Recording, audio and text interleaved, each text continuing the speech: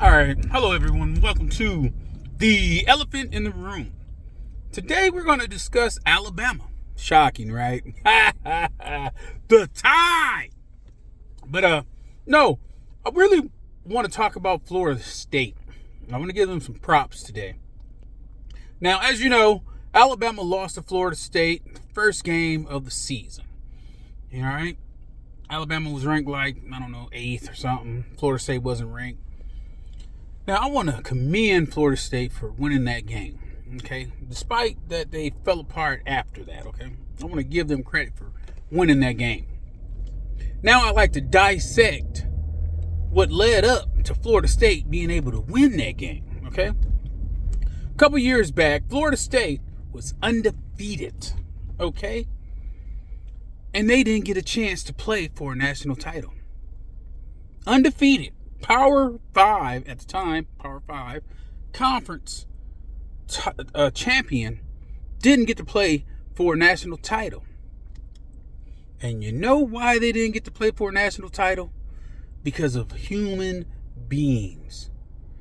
The playoff committee, chose Alabama over Florida State. Now, at the time, I loved it. Yes, sir. I said, fuck Florida State. Excuse my French. But that set off a series of events.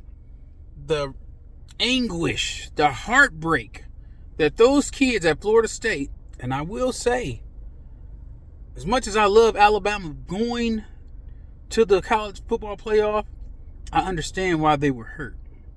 And I sympathize with them.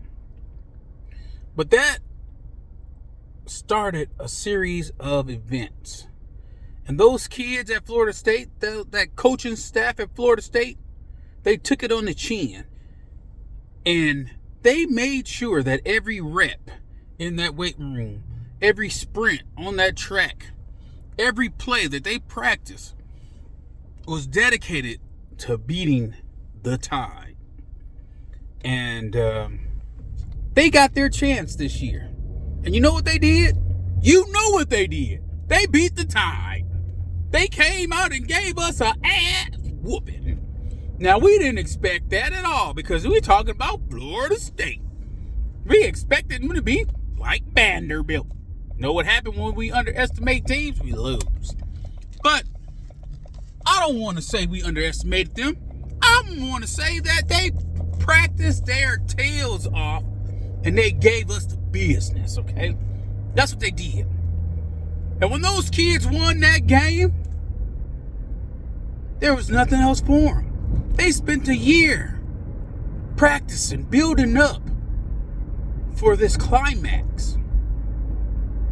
And then it wasn't important anymore.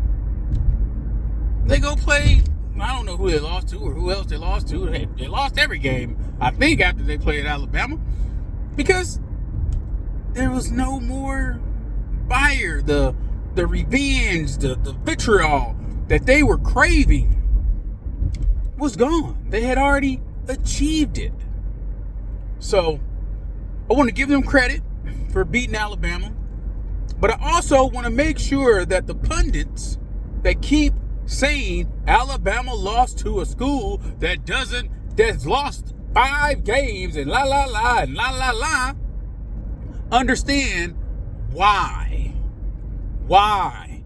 If you practice for something for a whole year and you're dedicated to it, you're going to be pretty damn good at that. So they practice playing against Alabama. Our schemes, the way we run the ball, they practice. They practiced the things that would beat our defense for a whole year. And they gave it to us.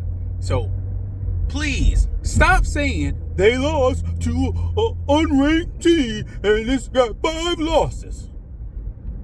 Okay? Because there's a history behind that. If you can say, well, I'm not going to take... Oh, before I say this, I want to give credit to Josh Pate. He says this, Watch his show on YouTube. But he says, I'm not going to take credit away from Oregon because they beat Penn State. Like they took the heart out of Penn State. And I understand that. But my thing is, I want to make sure that if you can understand that, you should be able to understand how Alabama lost to a team that was craving revenge.